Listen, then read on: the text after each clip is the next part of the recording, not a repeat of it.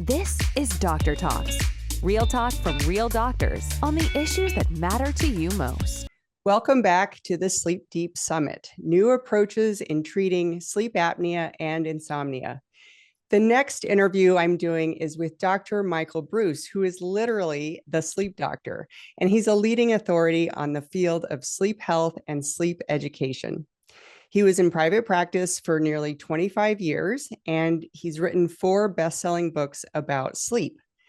Today, I am talking to him about how to discover your genetically predetermined sleep schedule, or chronotype. Welcome, Dr. Breus. Thanks, Dr. Wells. I appreciate it. I'm excited to be here on the Deep Sleep Summit. Awesome.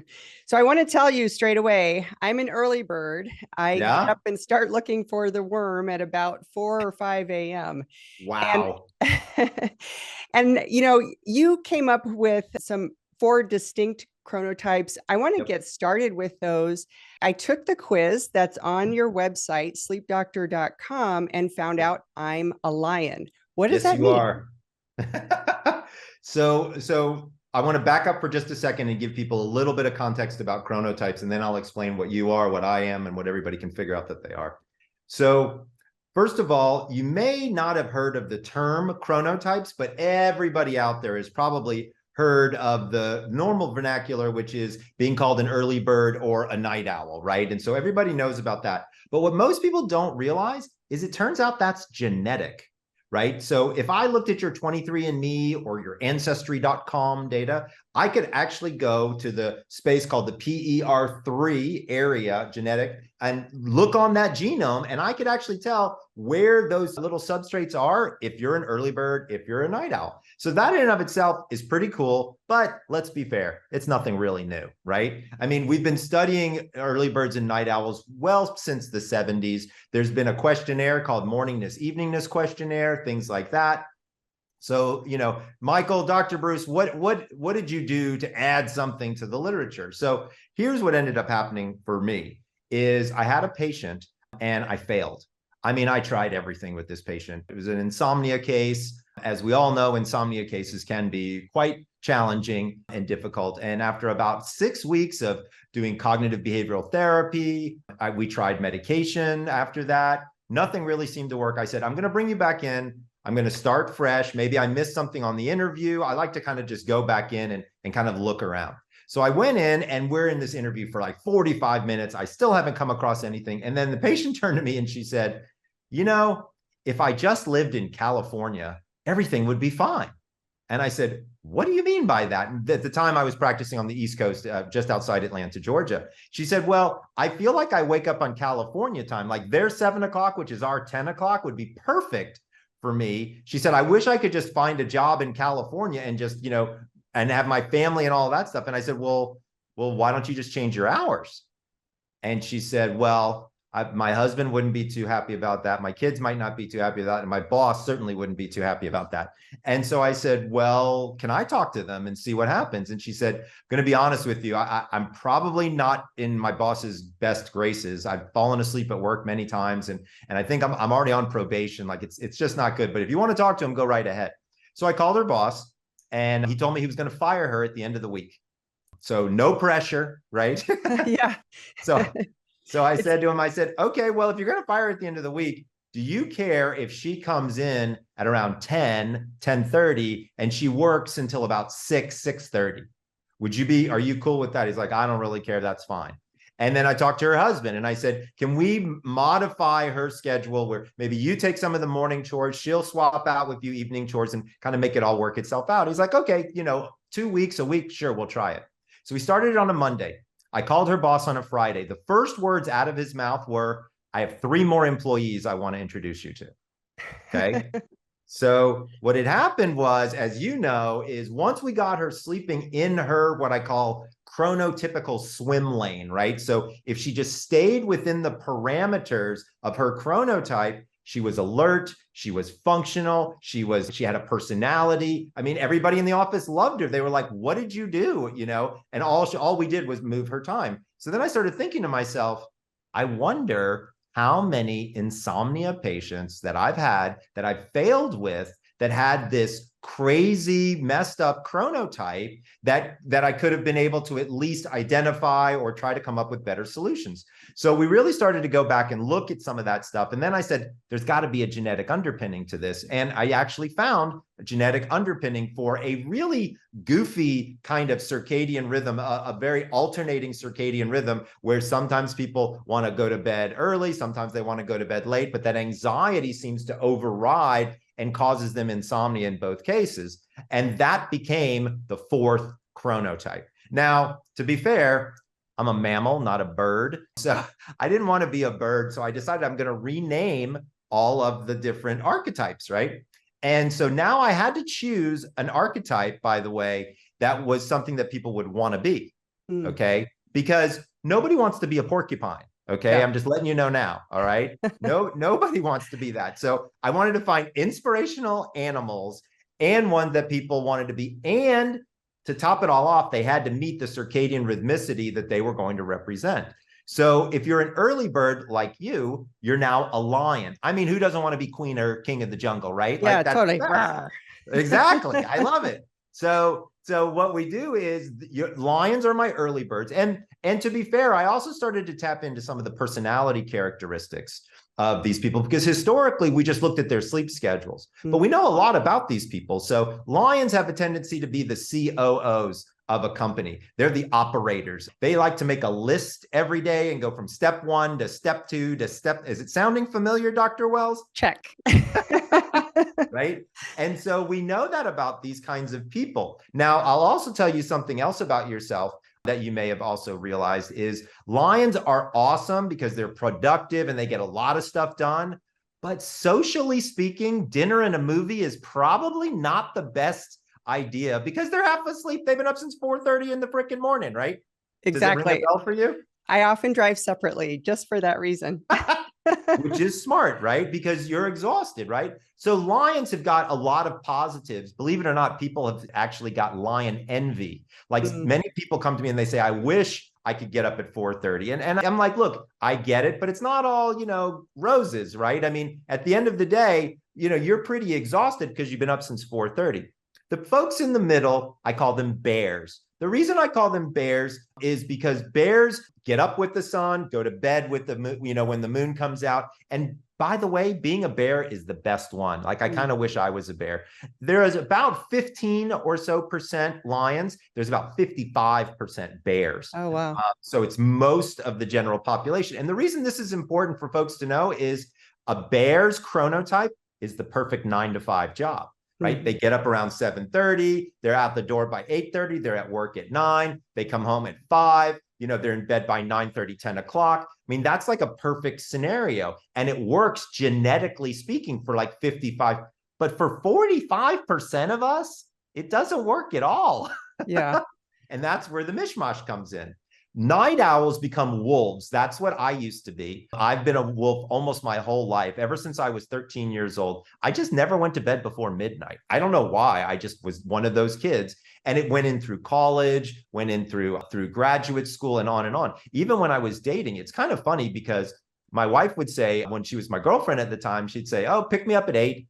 And so I'd pick her up at 8. That's like dessert time for you, right? For her, it was like, we wouldn't hit the restaurant until 8:30. We'd have a meal till 10. Then we'd go to the movies from, let's say, 10:30 till 12:30. Then we might go out for a drink or go for dessert, and we'd get home at like 1 or 2. And that was a normal night for both of us because we're both wolves, right? We're both night owls. And so it worked out really, really well for us. But there are a lot of people out there who don't end up with the same chronotype. Now, we'll talk about that in just a second and how does that whole thing work, because that can get a little on the wonky side as well. But my wolves have a tendency to be my most creative people. So this is my artists, my actors, my musicians. If you know any of these creative types of people and you say, when did you get your inspiration? It was never at 2 o'clock in the afternoon, right? It was always at 2 o'clock in the morning, And so they've got to be those night people. And then the final category, again, nothing new so far, but the final category of this fourth chronotype, I call them dolphins. And that's really who I wrote the book for. And these are folks who are a lot like lions. So they like to get up early, but they've got so much anxiety that it just kind of, they're just kind of humming at this different frequency. No work product that they ever do is good enough for them. They're always working on things till the last minute. Meanwhile, everybody else is like, holy cow, that looks amazing. They do definitely have a lot more stress as a general guideline. They often have self-diagnosed as an insomniac, and they may also have some other either autoimmune function disorders or pain as an issue, things like that. And so the cool part is you can figure all this out by taking my chrono quiz. If you go to chronoquiz.com and you take the quiz, you will learn immediately which one of these 4 chronotypes you are. And I give you some more information, which is basically this idea of when you should do different things. And so people are like, well, the chronotype stuff is kind of cool, but is it applicable to anything other than sleep? And the answer is absolutely. And so think about it like this, is what we've done with identifying your chronotype is now you know every time during the day when any hormone is at its peak, and then you can use that timing to be able to do whatever activity that you want to do better. Now, I will admit the number one activity that people ask me about is intimacy, right? So, Dr. Breus, what's the best time of day to have sex? That is the number one question that I get asked, which is kind of funny that I'm a sleep doctor and I'm answering sex questions, but let's go at it anyway. I've had the same experience. It's like a different kind of sleep, right? But when you talk about sleeping together, you have to consider people's rhythms. And I think, the boing chicka bong bong rhythm is under that umbrella. So absolutely. Tell me. I couldn't agree with you more. So let's talk about it for just a second. So you need 5 hormones to have successful intimacy. You need estrogen, progesterone, testosterone, adrenaline, and cortisol all need to be raised, and you need melatonin, the sleep hormone, to be low, okay? We did a survey and we discovered that most people, 73%, would prefer intimacy in the evening time, somewhere between 10 and 11 o'clock at night. I give you one guess what people's hormone profile looks like at that time, right? Yeah. Melatonin is high. And it's the opposite. Of course, right? So all the things that we need to be high are low, and the thing we need to be low is high. So that's hint number 1 as to when intimacy may be better across the board. Hint number 2 is if you were born biologically male or you're going to be intimate with somebody who's biologically male, what do most of those people wake up with in the morning? An erection. An erection. Yeah. If that's not Mother Nature telling you when to use that thing, I don't know what is. Okay? It's like raising the flag and saying, exactly, this is my signal. Yeah. Right. Here we go. Let's go. Right. And so what's interesting about that is if you're a lion, right, and you wake up at 4:30, you'll want to be intimate at 4:30. If you're a wolf and you wake up at 8:30, you're going to want to be intimate at 8:30. Right. And so it's very different depending upon your chronotype. And if you happen to not be married to or partnered with or cohabitating with the same chronotype, it can get a little wonky. So the good news is I made a matrix in the book. So you can put your chronotype across one and your partner's chronotype against the other. And then I give you an early evening time and an early morning time to just give it a shot. Right. Just try it and see what happens. So number 1, it's fun because now you've got an assignment to be intimate. So that's just fun, right? Anyway, and then you really start to understand like how it works. And so we surveyed a couple of people who were doing this. And one of the things that we found that I thought was really quite fascinating was connection was better in the morning. Like people felt that emotional connection. It wasn't so much the act of sex, which was fun and enjoyable and physical, but it was more like I felt connected more emotionally to this person. For men also, they performed better. They said that they had erections that lasted longer. They didn't ejaculate as quickly, and they were able to reach ejaculation in many cases when sometimes they couldn't. So it's really interesting, right, when you start to think that timing could play such an interesting role in such an important aspect of our human existence. I totally resonate with what you're saying. And I think that it makes a lot of sense with the connection piece because you've just had a nice night of sleep behind you. Your brain is kind of reset. Your emotions are not riding so high. And one of the things I talk to people quite a bit about is, it's okay to go to bed angry just for that reason, to kind of flush out all of those hot emotions. And then you can have your makeup sex in the morning. Yeah. So there you go. And it works out perfect, right? And I mean, I think I like that idea that it's okay to go to bed angry. And there's a reason why that I think is also important on the biology side of things, which is, remember, dreams are basically emotional metabolism. Yes. Right? So dreams are that representation in our head that we're actually feeling those emotions and processing those emotions to be able to then turn them into long-term facts and memories to be able to pull when we need them, right? And without that emotional processing, we're not going to be doing so good. And so if you go to bed and you've still got emotional issues, it's okay, because your brain is going to help you process them. I can't count, Dr. Wells, the number of times where my wife and I have had a big major family decision that needed to be made, and we both just said, let's just sleep on it. Yeah. Right. And I mean, I know that's a silly saying, but it really works. If you sleep on it, not only do your memories consolidate, but you emotionally process through, and then you wake up the next morning and you're not as angry, or you've been able to make that decision. And now you can be more, interested in your partner for other reasons, like intimacy or whatever, make them breakfast. Who cares, right? Do something fun. Totally. And, I think that it's worth noting that the frontal lobes expire after 16 hours of being awake. And that's the part of your brain you're making the decision with. So getting the sleep for the new part of your brain is really valuable. Absolutely. I want to ask you about something that can cause another little blip in the chronotype discussion, which is, chronotype over the lifespan changes. It does. And, when you're talking about a wolf like yourself, howling at the moon, and then you add kids to the mix who are typically going to bed earlier, waking up earlier, that can cause some friction. Did you experience that? Oh, yes, I did. So so like when you have itty bitty babies, right, as people know, like they're lions.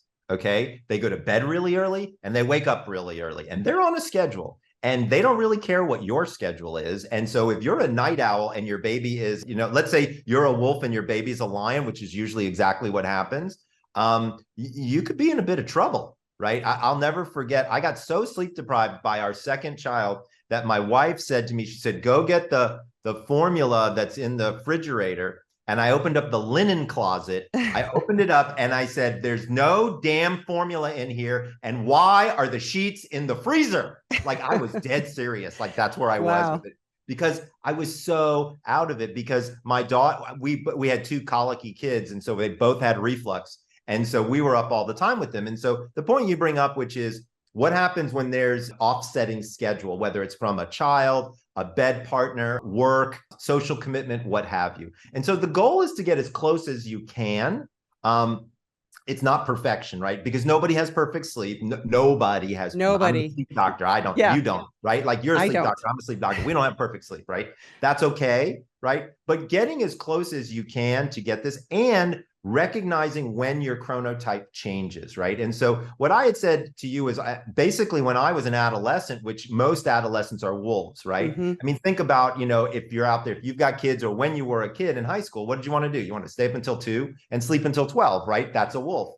But once you get into my age range, which is 50, 55, I'll be 56 next year, melatonin production begins to slow down. Yep. Right. And it gets earlier in the evening. And so, how, like, when you turn to your grandma and your grandpa and you say, hey, let's go out to dinner. And they say, sure, I'll meet you at 4:30. Right. And you're it's like, not just Grandma. for the senior discount, is it? Right. It's not for the senior discount. It's for the lack of melatonin discount. Yeah. Right. Because they're getting sleepier because melatonin is being produced earlier and earlier. So there is what we call chrono-longevity, meaning that you will go through the different stages at different times in your life, and recognizing which stage you're in can definitely help give you, kind of guardrails, if you will, for times to go to bed, when to drink coffee, sex, you name it. Yeah. I'll tell you that my kids are little, and for me as a lion, this works out very well. I'm sure. But I'm worried when they turn into those growly teenage types that we're going to be offset for sure. Yeah. Boarding school. That's what I do. Just ship them off, let somebody else deal with them, and then take them back when they're nice again. I'll make a note of that. And I want to circle back to coffee. You mentioned coffee. Yep. So let's talk about how dosing yourself with coffee fits in with the different chronotypes. Absolutely. And so there is a perfect time of day to have coffee, number one. Across all chronotypes, what I tell every chronotype is you need to hydrate before you caffeinate, okay?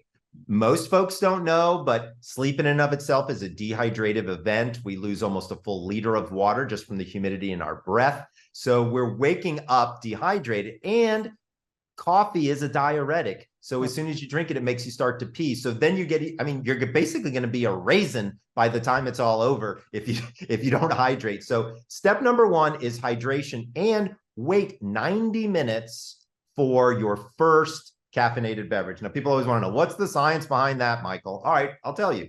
So in order to exit a state of unconsciousness, you need two hormones. We've talked about them. Adrenaline and cortisol have to be pretty high. When those jack up and wake you up and they're wandering around your brain, well, let me put you this way. If you took adrenaline and cortisol and you compared it to caffeine, that's like comparing cocaine to weak tea. Yes. Okay. Just in terms of how powerful they are. So you've already got these two massive stimulants running around your brain. Adding a little coffee is not going to do anything but probably make you feel jittery or have side effects. But if you just wait 90 minutes, the natural deterioration of said cortisol and adrenaline starts to go. Around 90 minutes is when it starts to hit its trough. If you add caffeine, you actually pick the cortisol back up a little bit and give yourself a little bit more bang for your buck. So no matter what time you wake up, whether you're a lion like you and you're up at 4:30, or a dolphin up at 5:30, you're a bear up at 7:30, or you're a wolf like me up at 8:30, waiting 90 minutes for your cup of coffee will give you much more of a boost than you might think. Now, that's the front part of the day, right? Now we got to talk about the back part of the day and understanding how does caffeine have an effect on our ability to fall asleep and stay asleep, right? So for folks out there who don't know the data, like Dr. Wells and I hear it all the time, the half-life of caffeine is between 6 and 8 hours, depending upon how fast the metabolizer you are. So if you stop coffee at 2, by 10 o'clock, 50% of that coffee is still wandering around your brain and you don't even feel it. Here's the crazy data is the quarter value. We talk about half-life, but the quarter life is 12 hours. So as an example, if you drank 4 cups of coffee throughout the day, 12 hours after the last cup, you have a full cup of coffee on board, right?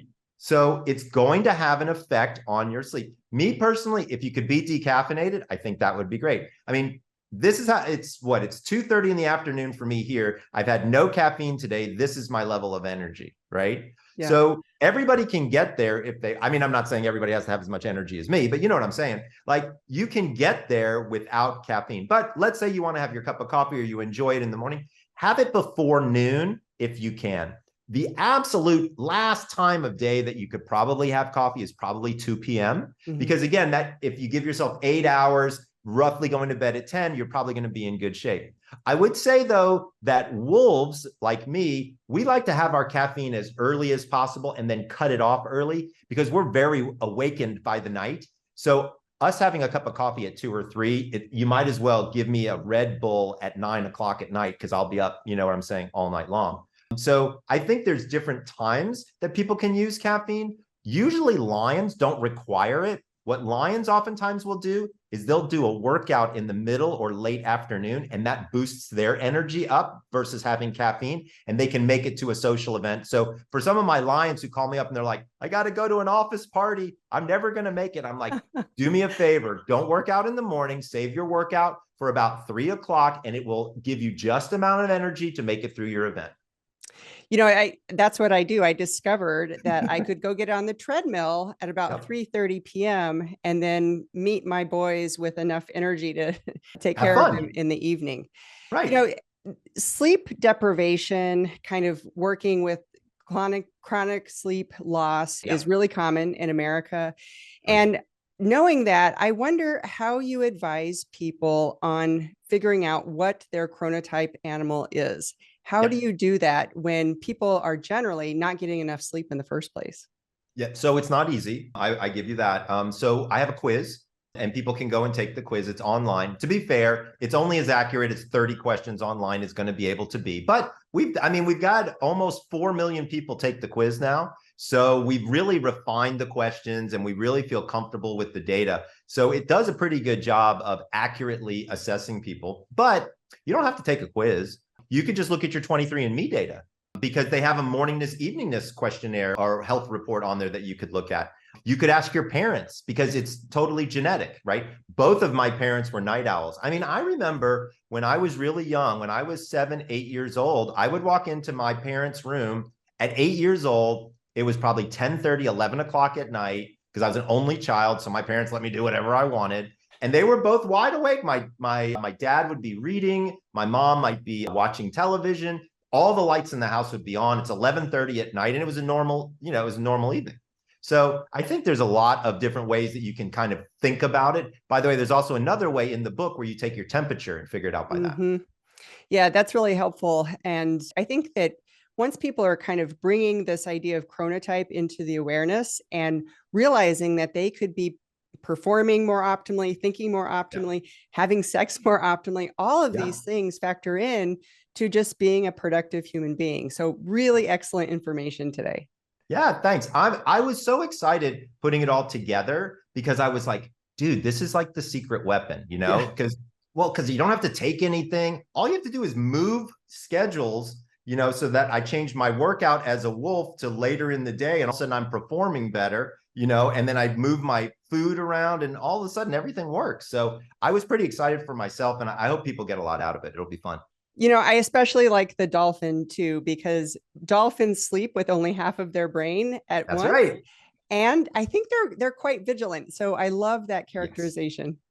Yeah. Well, again, we had to pick an animal that people would want to be. Yeah. I mean, dolphins are awesome. And they do, as you said, they sleep unihemispherically. So yeah, it's kind of a unique situation, but we've been pretty impressed with what's gone on so far with folks. And by the way, if you take the quiz, we've now learned that bears break off into 2 categories. There are early bears and there are late bears. So there are bears who like to wake up at 6 o'clock in the morning, but then have all the other bear characteristics, or there are bears that like to wake up at 8 o'clock in the morning and still have all those bear characteristics. So we're just keep learning more, and we're excited to have it. But if you're thinking about sleep in general and you're trying to learn more about what you can do for your own personal sleep, I would argue this is one of the easiest things, because all you got to do is take a quiz and change your schedule a little bit, and you will feel the difference within usually 7 to 10 days.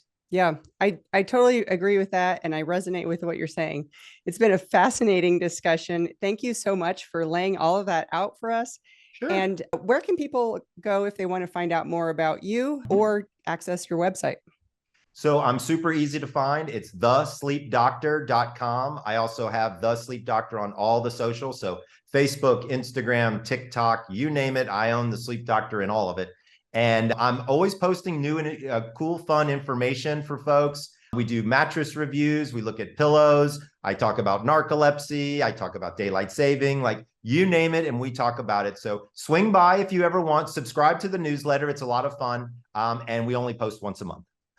Awesome. Thank you so much, Michael Breus, everybody. I really enjoyed our discussion today. Absolutely. Thanks again, Dr. Wells, and happy Deep Sleep Summit. Thank you.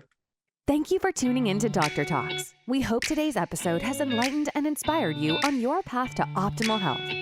Each day is a new opportunity to make choices that empower your well-being. For more insights and strategies, subscribe to our podcast and visit our website, www.drtalks.com. Stay connected, stay healthy, and join us next time on Doctor Talks. Real talks from real doctors on the issues that matter to you most.